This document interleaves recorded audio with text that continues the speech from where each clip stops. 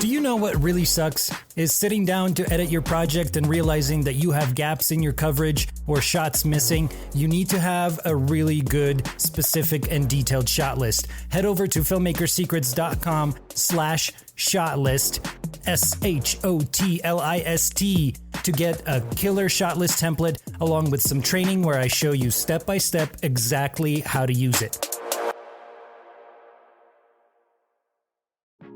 Just make a lot of films. Make as many films as you can. Don't worry about your budget. Don't worry about your technical skills. Just make films. Filmmakers have the power to evoke emotion, inspire thought, and drive universal change in this world. Right now, a real seismic shift is happening in the film industry. This is your best chance to join a new filmmaking movement. You have been called to create an everlasting impact with your unmatched, deep desire to tell authentic stories. So how does a filmmaker thrive in an environment that is almost intentionally designed to bring you down? That is the question, and this podcast reveals the answer. What's happening, filmmakers? It's George VK. Welcome to Filmmaker Secrets podcast, episode number 61. I am so excited to introduce my guest, Sarah Young, who is a super talented and award-winning filmmaker director. So Sarah, go ahead and say what's up to our filmmakers and reveal the one filmmaker secret that you have been keeping from us. Wow, what a great introduction. Thank you, George. Such a pleasure to be here. Okay, my filmmaker secret is just make a lot of films. Make as many films as you can. Don't worry about your budget. Don't worry about your technical skills. Just make films. Make them on your phone. Make them on someone else's phone. Eventually make them on a camera. But make your films until you feel like you have the tech skills to level up. And make your films until you feel like you're making the films you actually want to make. That's so brilliant. I have recently been kind of preaching this advice for filmmakers that I heard, and I can't tell you who it was. I can't remember who said this, but it was, you're a filmmaker, make a film. And I think that is the most brilliant advice for filmmakers, because we always get hung up on the filmmaking toys, the lack of funding, that actor that we truly want to work with, but we can't get access to them. And we start to make up excuses for why we're not creating the work that we're meant to create. And so I truly appreciate that beautiful sentiment, Sarah.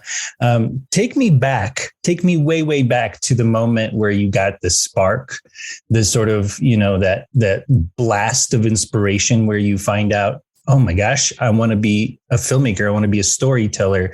And you can start as far back as you want. I know you've done some opera and theater work, which is fantastic. So what was that moment? Tell us that story. Absolutely. Yeah, it's a long and strange journey on my part. I started out as an opera singer, believe it or not. I went to the San Francisco Conservatory of Music at 17 to be a soprano, Wow. That was my life. I really thought that was going to be my storytelling path. And I loved it. Don't get me wrong. Opera is my first love. I had an amazing time in that world and an amazing time as a performer.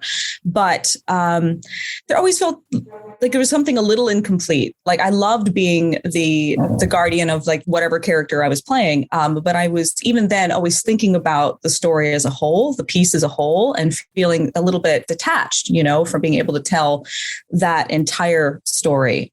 So when I was in grad school, again, to be an opera singer, I took a class called Directing for Singers, and it just blew my mind. I had never really considered directing as a possibility.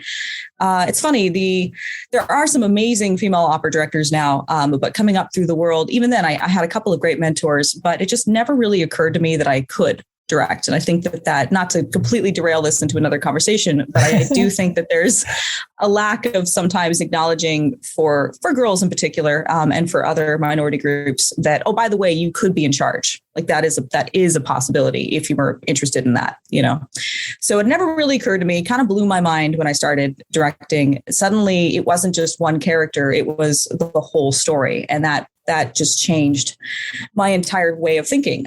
So for a while I was doing both. I was singing professionally and I was directing operas. And then I ended up realizing that my passion had shifted. It had shifted into directing. So around that time, I decided to sort of formalize that. And I went to the New School for Drama here in New York City. and I studied directing for theater. Now, the great thing about the New School for Drama is that they have sort of a crash course in filmmaking with an amazing professor William Cusick, who takes you through 10-minute films in your third year. And once again, it was like a lightning bolt. It was, once again, I'd never really thought about film, and suddenly I went, oh, wow, this type of storytelling is also really exciting and very different. And we can talk a little bit about some similarities that I actually noticed between opera directing and film directing, if you're curious about that. But interestingly enough, it just felt really comfortable for me coming out of a primarily opera background. And so when I graduated from the New School in 2019, for a while there, I was doing my Renaissance director thing where I was directing opera and theater. And I was following my own advice I just wanted to make films. Like, I had no thought that these films were going to go do anything. I just wanted to practice and level up my filmmaking skills. Then came the pandemic and my opera and theaters things went bye-bye. There was no more opera and theater, and all that was left was film. So that's what I was doing very seriously over the pandemic. And I think what I've discovered is that I really love this in particular form of storytelling. And now that things are starting to move again, thank goodness, I still feel like I've finally found what it is that I really want to be doing, and that is film. Wow. What a journey. Long story.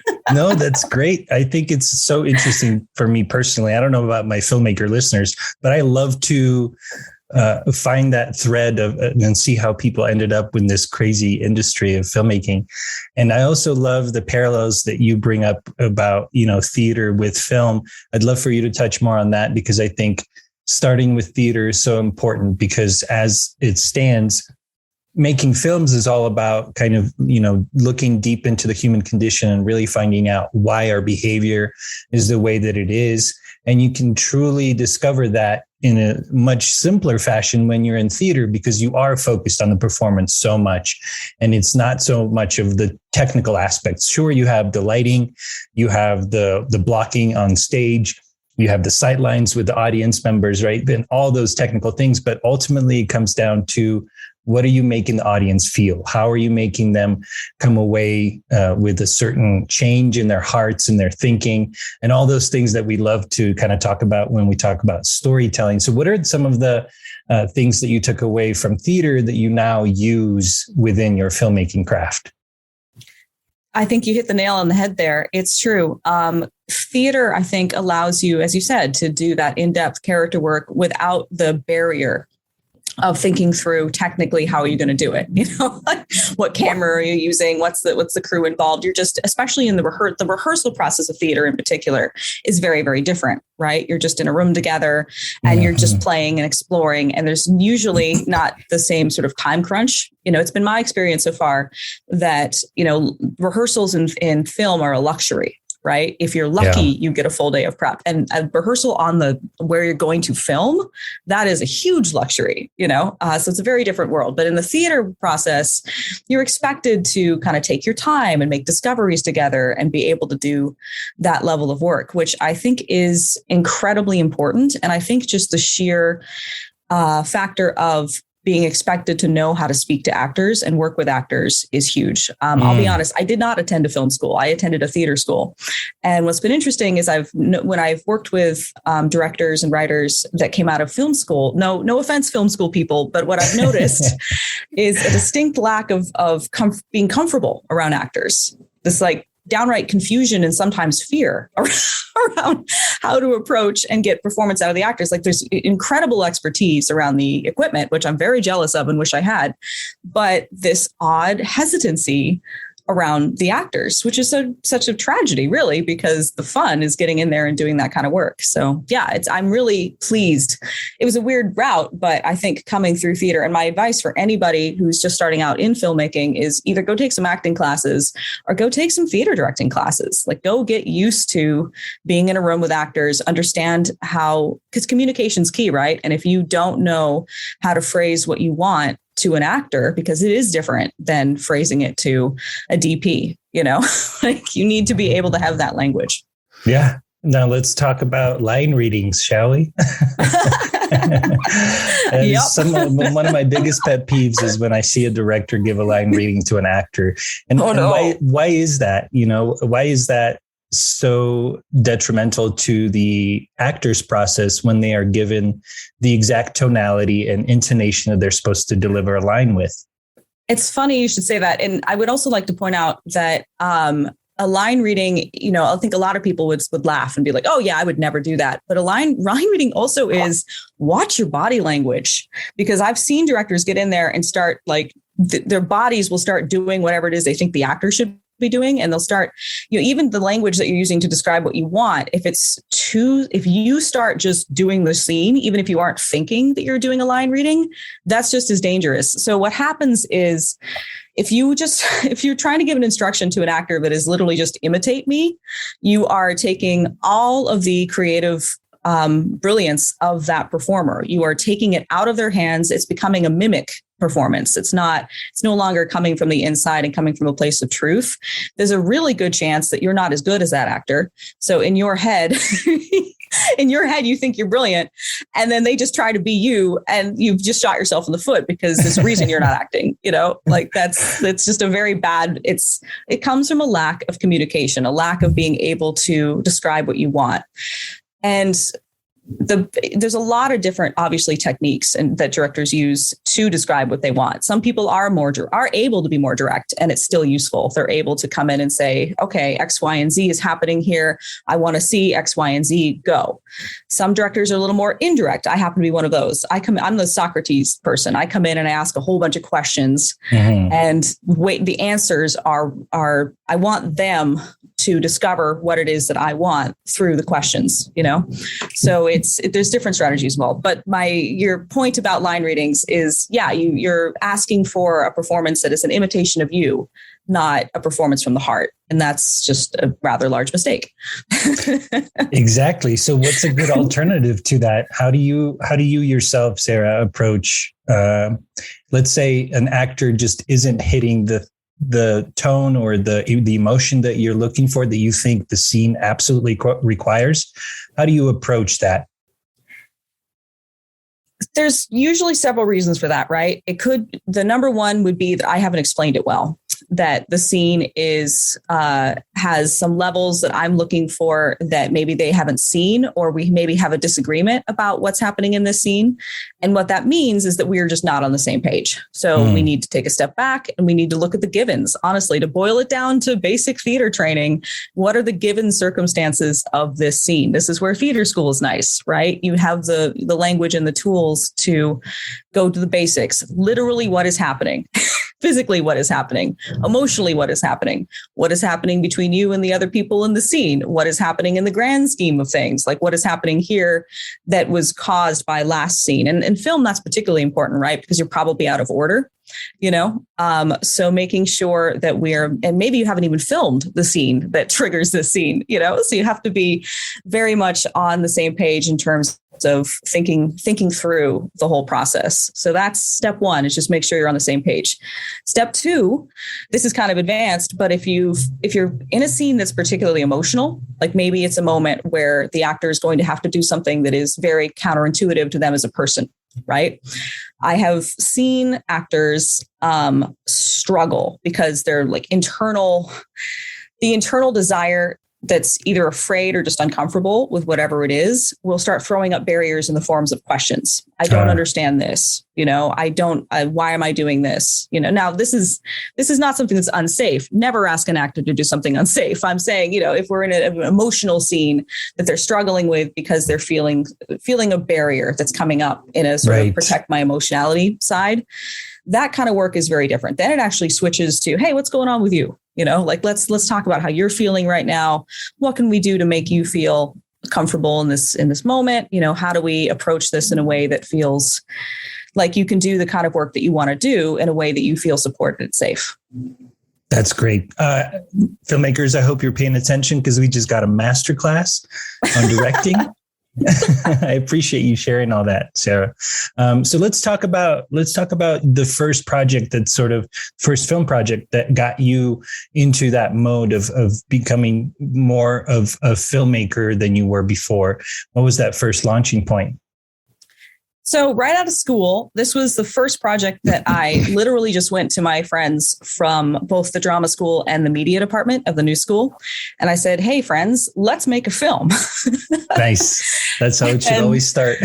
Yep. That's how that went down. And I hooked up with a writer that I really loved from the program, Emily Daly, and I hooked up with a DP from the program that I really loved, and grabbed some of my actors that I really loved from the program. And we were the project was question mark until there was yet another school shooting. And I honestly can't remember which one because there've been so many, but there was yet another school shooting that was dominating the news. And that's a subject that I am very passionate about. I have some family history with that. And so I thought, I'd really like to do something that deals with active shooter situations. And the writer was very on board. And we ended up making In Case We Get Found, which is the story of three strangers in a bathroom waiting out an active shooter situation and the conversation that they have.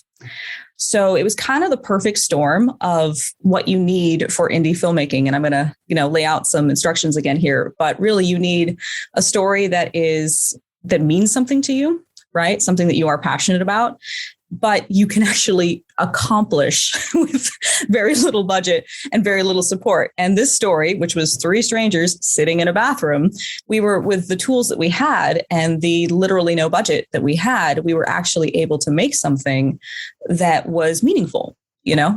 So it ended up, one day of filming, it was 4 hours in in the new school's bathroom. We were already graduated, but it was the summer. So I literally showed up in their offices and went, hey, can we shoot in your bathroom for 4 hours?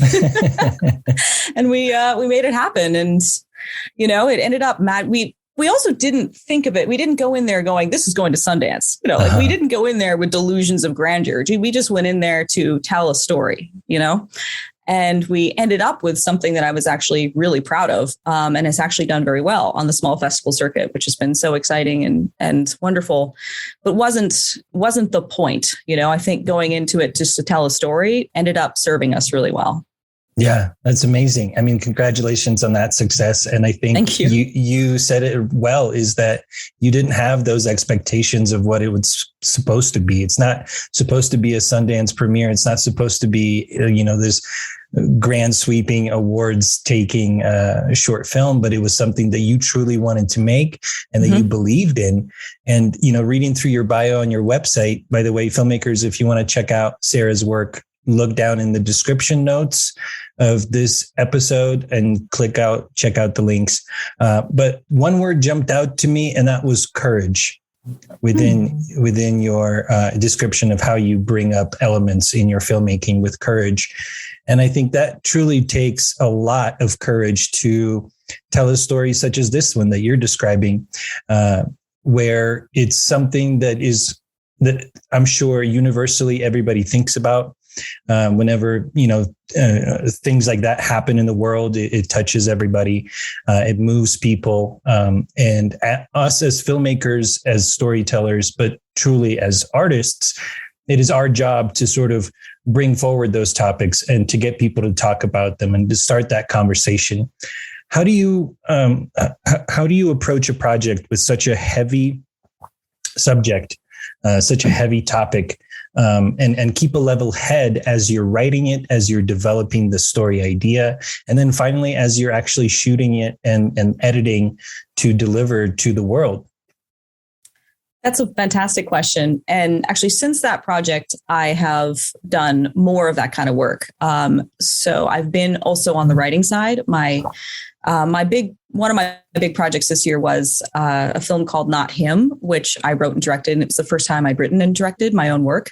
By the way, I'm sorry to interrupt, Sarah.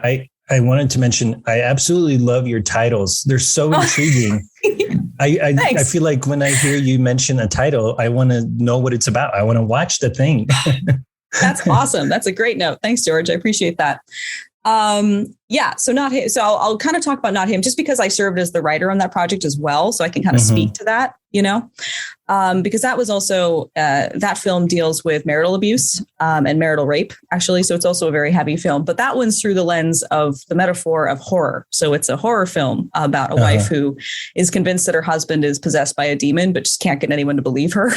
So, it's a story about gaslighting, right? Yeah. In this like very literal sense that like there's something very, very wrong with this man, but she can't get anyone to believe her, So it's a heavy subject and one that and again, something I'm very deeply invested in. So yeah, how do you pick up something that you do have a personal connection to and you do feel really passionate about in a way that is going to serve the story and serve your collaborators? Because, obviously if you're dealing with something that heavy and something that has that much real world implication, you have to be really mindful of the environment that you're creating on that set, because in the end, we're telling stories, even if those stories are intense, even if those stories are dealing with serious subject matter. We're all just in a room with some lights and a camera, and we're just telling a story. We're all pretending. This isn't real, This is just play acting, and on some level, you have to remind yourself of that. That's probably step one. Step two is this is just kind of literal. I wouldn't attempt a story if I didn't feel like I was in a place that I could tell it. Like if you have something that's really, really deeply personal and raw to you right now, maybe that's not the story to tell. Maybe you do some work with a therapist, or you do some work, whatever you need to do to take care of yourself first, or you never tell that story, but you need to make sure that you are in a position where you feel like this is a subject matter you can pick up and go, this is a story and not this is me. Because the minute this is me, it's about you. It's kind of the same. It's a much more intense version of the line reading thing, right? If you walk in there and you're like, I need you guys to tell my pain, it's all about you. It's not about the story. And it's not going to end up being a good story, and it's not going to be safe for you or anyone else in that set. So I think that's my number one bit of advice, is just make sure that it's a fine line, right? Because the best films are the ones that you are connected to, right? But you have to be connected in a way that is safe and productive. Sarah, you are speaking to my soul. I'm sure many filmmakers, many screenwriters, script writers, storytellers have that one story idea, that one story plot line that they've been keeping in their heads for years and years, but they've never had the courage to even open up a Word document, Celtics, final draft, whatever it is that you use, your choice of tool, and sit down and write it. I mean, that's been something that I've personally been struggling with, of a couple story ideas that are in the back of my head, and I keep pushing them further. And I admire your courage to bring it forward, bring it front of mind, and truly make an impact on the world with the stories that you're telling, because you have the courage to tell them.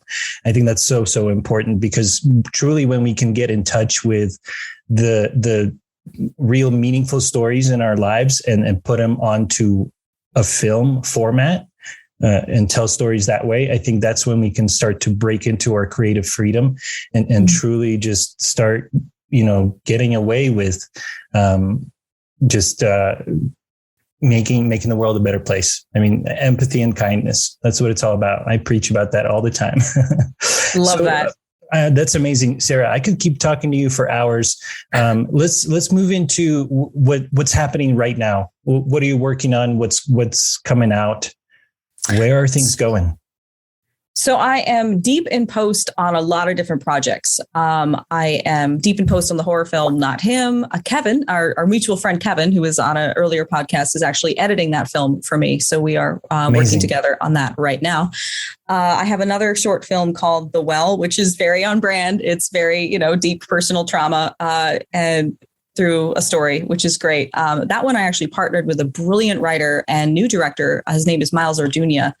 He and I co-directed that piece. He's another one that you might want to reach out to. I'd be happy to hook you up. But he is a wonderful writer and director. And it was my first time co-directing. And we made that project together. And so that one's deep in post-production right now at the moment. And then, thank goodness, I have a comedy that I am what a large breadth of work. I love the diversity.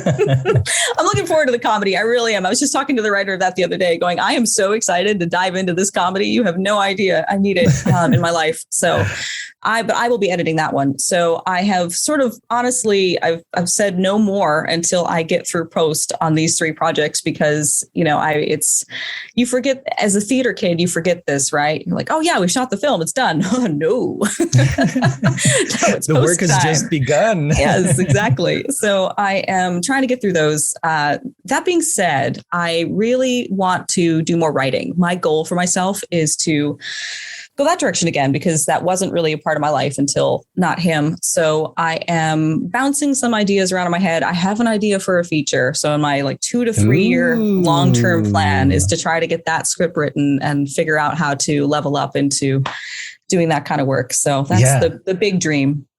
That's amazing. I love that you gave me that little foresight, because now I'm going to be watching you and make sure to get you back on the podcast so that when inevitably starts to pick up steam, we can follow your progress. That's amazing. A feature film is a big deal, and I commend you for taking that on. Sarah, I have one final question for you, and this has been known to be a doozy. What is your deserted island movie? So if you could only watch one film for the rest of your life, what would it be? Oh, okay. Well, it's down to 3, and these are all going to be cliche AF. So you guys are all going to laugh at me, but it's Jaws, the second Lord of the Rings film, or Gladiator. And I think it's going to have to be Jaws. Although that's probably a terrible mistake on an island. Hey, well, at least you can relate to the subject matter in a way as you're watching it over and over and over. That's fantastic. Sarah, thank you so much for being on the Filmmaker Secrets podcast. Filmmakers, I'll make sure to have all of the links. So please go check out all of Sarah's work. Make sure to keep supporting local independent filmmakers wherever you are at, because that is the way that we can move forward and progress together. So, Sarah, thank you so much again for your time and your insight and your genius knowledge bombs. I appreciate it. My pleasure, George. Thank you.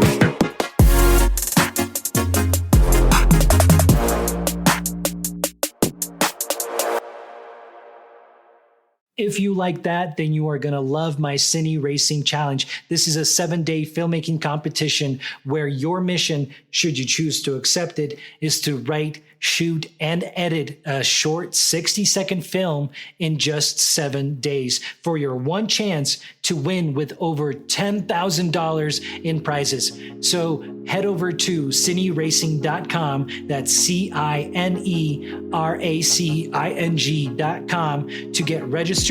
Spots are filling up fast, and the timer is ticking before the next Cine Racing Challenge launches. So be sure to head over to cineracing.com right now to get registered. I'll see you over there.